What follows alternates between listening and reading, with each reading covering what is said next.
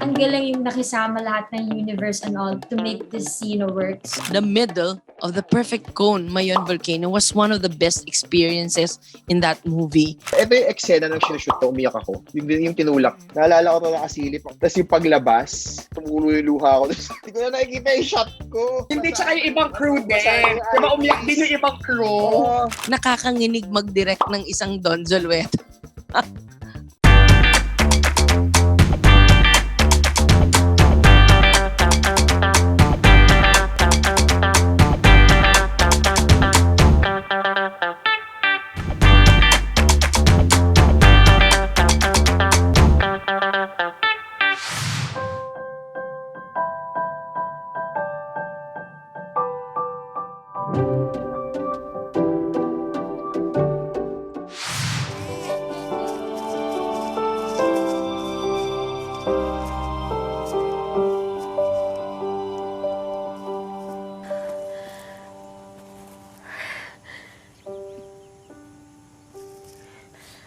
Akala ko hindi ko na ulit makikita to.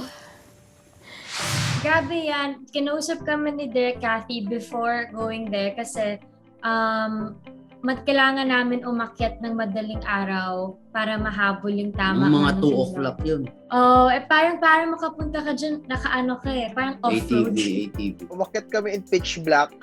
Paakyat doon sa foot ng Mayon.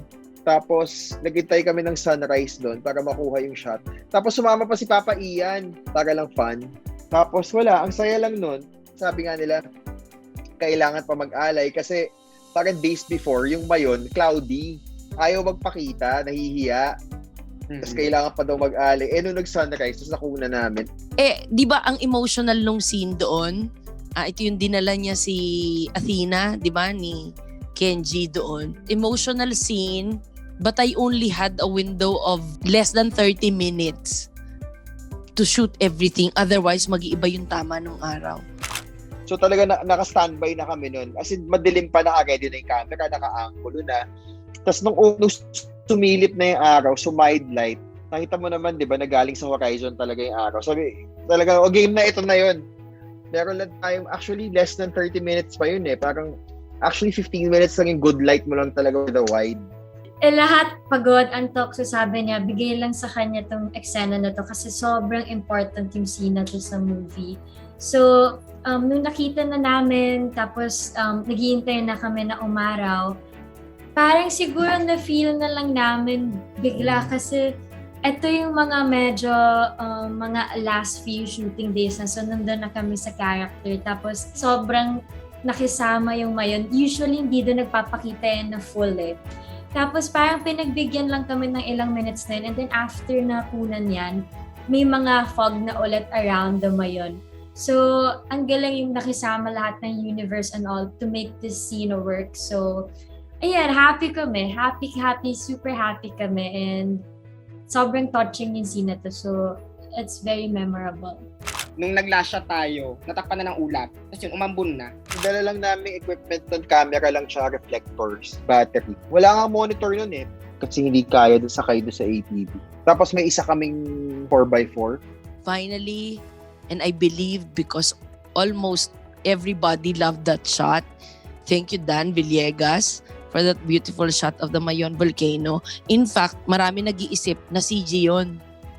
Sabi ko talaga, CG, hirap na hirap kaming umakyat, CG. Hindi naman talagang uso pa sa Pilipinas at that time ang CG.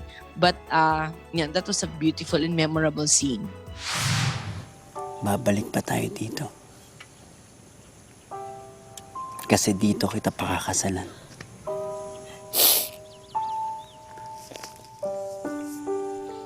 Witness natin ang Mayon.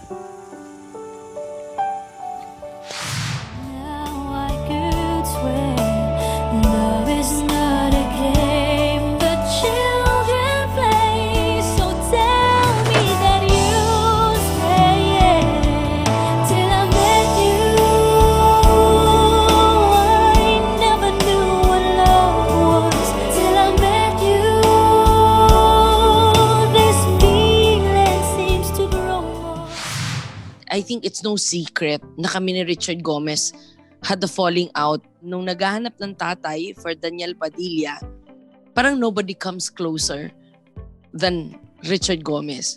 Kulay, tindig, tangkad, and hilig mag-basketball. Parang siya yung pinakamalapit, no? But then, nanalo, syempre, yung need for the movie. And parang sinabi ko rin sa sarili ko, siguro panahon nang magkabati kami ni Richard Gomez. We had to talk.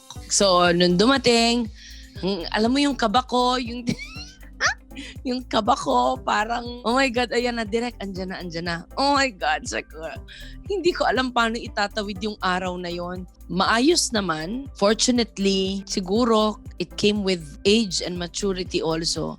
It was, wala yun, direct. Nakakalimutan ko na yun, wala nga yun eh. Hindi ko nga tatandaan eh. Ikaw nga lang papalala, mga parang ganun lang nangyayari. And, yun, nakatawa. And it was a big, parang na-release, no? Off my chest. Ang isang napakalaking nakadagang bato. Sobra kaming natuwa nung tinanggap nila si Peter Richard and Miss Dawn.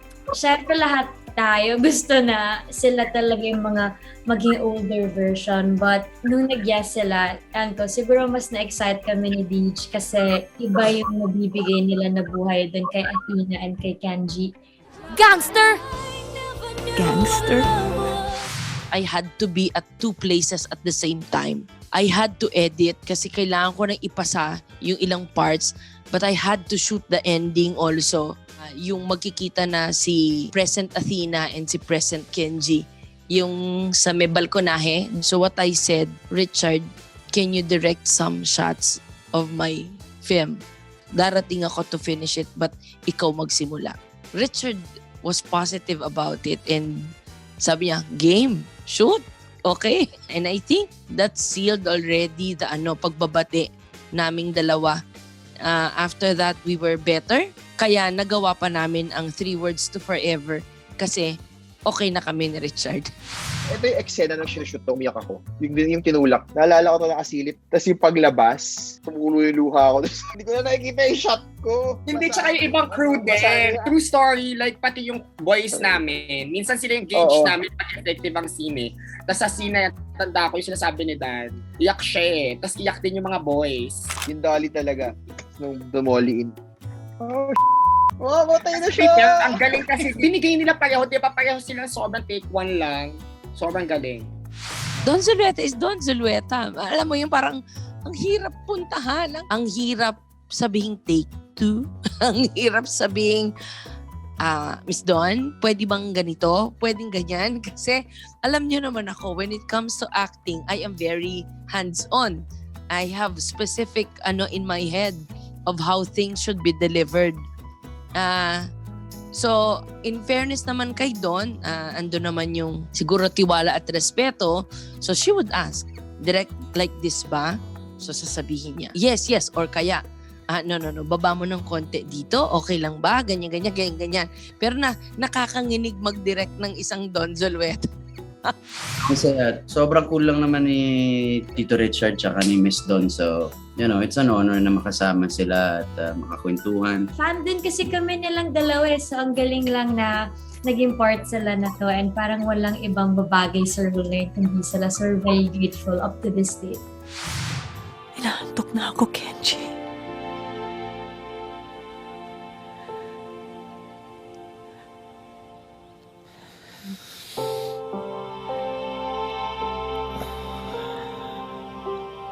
Nandito lang ako.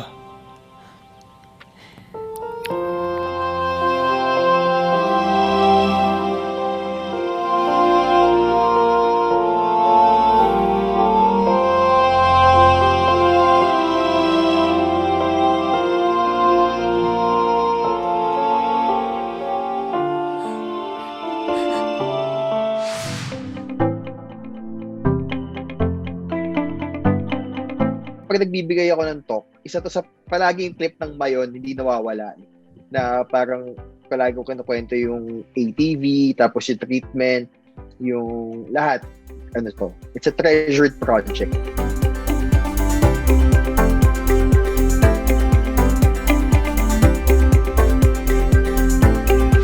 Experience talaga in terms of pag-shoot kasi sobrang saya talaga niya.